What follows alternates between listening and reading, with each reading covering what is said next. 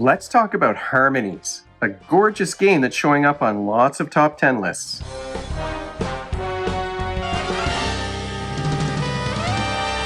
Welcome to Brains on Games.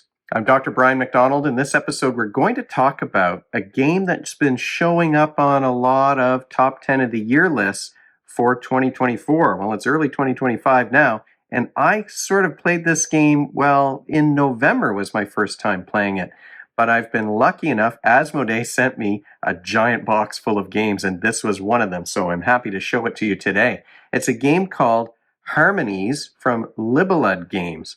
Now, Harmonies is a game for between 1 and 4 players. There are solo rules in the box. Games work with kids aged 10 and up, although it is pretty strategic, and games only take about half an hour to an hour to play. Let's take a deeper look at Harmonies from Libellud Games. Harmonies is a tile placement game that's medium, I would say, in terms of its complexity. What you're doing is drafting these groups of these tiles, and you're trying to place them on the board in patterns that will allow you to accomplish missions to earn points. Once the game ends, the player with the most points is going to be the winner. So you're really trying to earn victory points here by creating habitats for animals. Gameplay in Harmonies is super simple. You're going to examine these groups of these tiles, which are environments for animals, and then you're going to choose one of these groups. You have to take all 3 of these chips from the groups, and then you have to put them on your board. Now, some of them can be stacked. In fact, you could place a green one here, these leaves, just on the base of the board like that, but you can also stack them to make a tree. Buildings are red tiles that can also be stacked. And so you're trying to group these things together in order to create these patterns that are going to earn you some points. So you draft your 3 tiles, you place them on the board, then you can choose if you want to take a mission card. And these mission cards are additional patterns that you can complete, and they earn large numbers of points, especially if you repeat the patterns. So the harmony here that you're trying to create is almost like a fractal repetition of some of these patterns. So you might grab one of these missions. You can only be working on 4 of these at a time. If you take a mission, you're going to take cubes and cover up the squares on that mission card. You can hear the cubes rattling around here. There are a few clear cubes. Most of the cubes are orange like this, but there are a few clear cubes. Those are for a kind of a modular addition to the game that makes things more complicated. Ghost animals or spirit animals is what we're talking about there. So you're going to put your cubes here. If you complete this pattern, it has to look exactly like it does on the card, although it can be horizontal or vertical. It has to look just like this.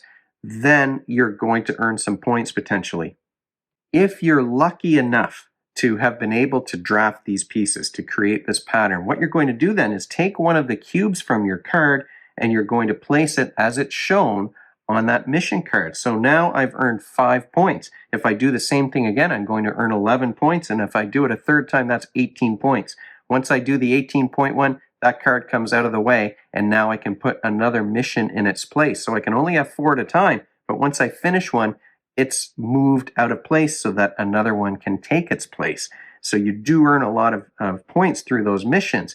Now, the pieces in the missions are reusable, except that you need to have an empty spot to put that orange cube. So the cube here has to go at the top of a tree. So I can't use this tree as part of another mission. But if I place another tree right here, these 2 waters will still count towards the mission. So on your turn, you're going to draft the 3 tiles from one space on the central board.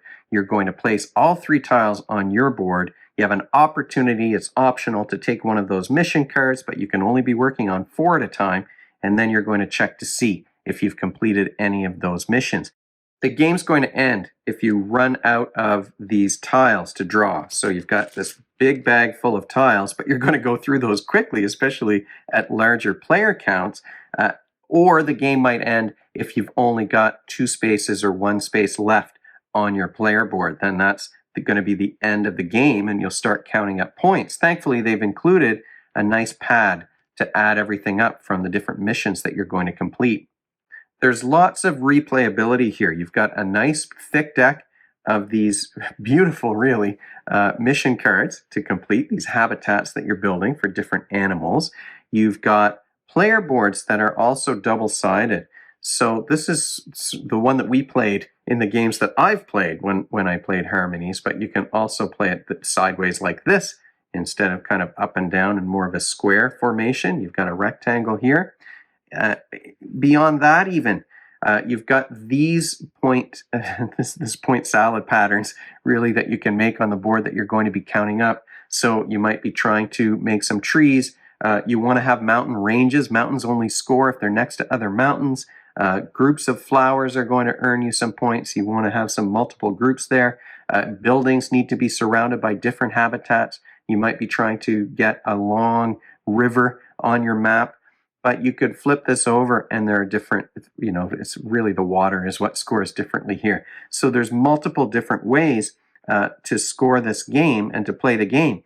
As I think I mentioned earlier, you've got those clear cubes in that baggie that came in the box full of those little cubes, and those are for those spirit animals. So that's an additional complication that you can add. So the rules are a little bit modular, and there's replayability based on the fact that you can flip the board, you can change that water goal.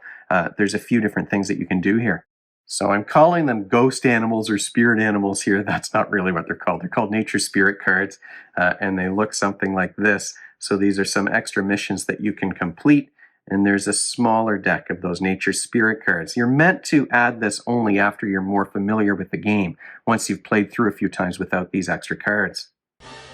What skills are you practicing, though, by playing a game like Harmonies? This is very clearly a game that involves visual spatial reasoning, spatial problem-solving skills. You're building up a puzzle on your board, and you're trying to make sure that you've got the pieces to create the groups that you want, and that you have enough space left on your board to put things in the right places so that you can accomplish those missions. So it is a little puzzle that you're building, which does involve that visual spatial planning and problem solving. There's also a lot of pattern recognition here. You're working on looking at the patterns on your board before you choose a mission even. What spaces do you have available and what pieces do you need in order to complete these things so that you can get those maximum number of points? They do ramp up a little bit. You can see even on this card that I pulled at the beginning of the video, you start with only 5 points, but then it moves up by 6 to 11. It moves up by 7 again to 18 once you've finished the entire card. So you want to be able to complete these, to create these patterns on your board multiple times in order to maximize the points that you're earning. And there are multiple different patterns that you can create. You need to be flexible in terms of your approach, because you might find, I was hoping to get lots of water in order to complete a bunch of these, but my opponents are taking all of the water tiles when they come up. That happened in one of the two-player games that we played. Just the water wasn't coming up on my turn. I could not get those little water symbols, and so I was having a lot of trouble completing patterns that involved water.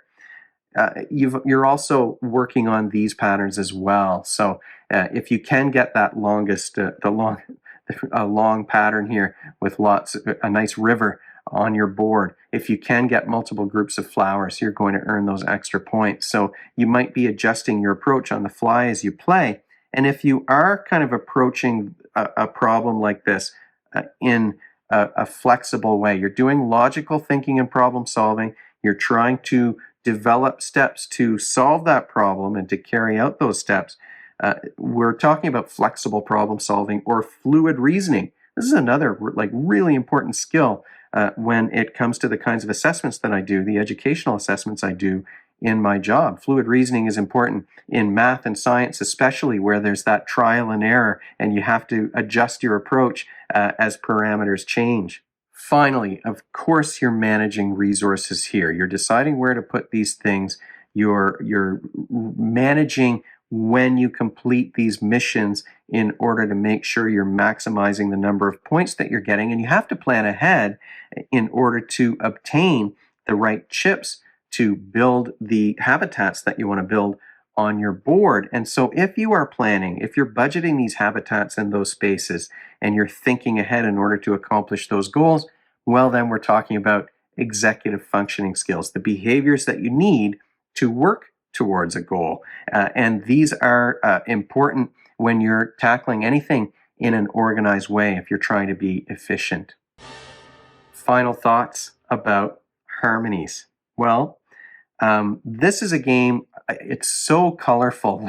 This is a vibrant, colorful game to play. Your boards are sort of, like a basic savanna color, but you're stacking these colorful chips. You've got I really like these mission cards. They're gorgeous for sure. And the components are great. These big, thick wooden pieces and the big canvas bag, or maybe it's linen bag that you're carrying those things in. And then you're putting those little translucent cubes on top. This is a great looking game, and it looks great on the table when you're playing it. It's a game where, like many of the games that I really like, Harmonies is one where it's very strategic, but the rules are simple. Draft and place, take a mission or complete a mission.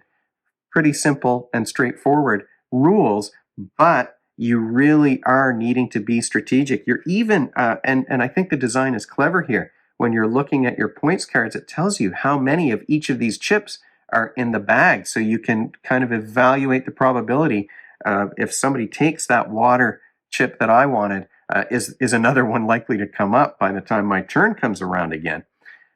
It plays very differently at 2 than it does at larger play counts because you're stuck with this tableau, this central board where not very much is going to change. So you do have to be more planful, and you'll find that there are more opportunities for blocking in a 2-player game. It's a bit of a different beast, really, than in a 3 or a 4-player game here, because there may not be tiles or chips on this board that are going to be useful to you, but they might be exactly what your opponent is looking for. It's much easier to track as well when there's only one person you're playing against. Well, what is it that this guy's looking for? Does he want those waters? Is he trying to get the longest river, for example? So there's a bit more take that maybe, or player interaction when it's a 2-player game, less so at 3 and 4 players.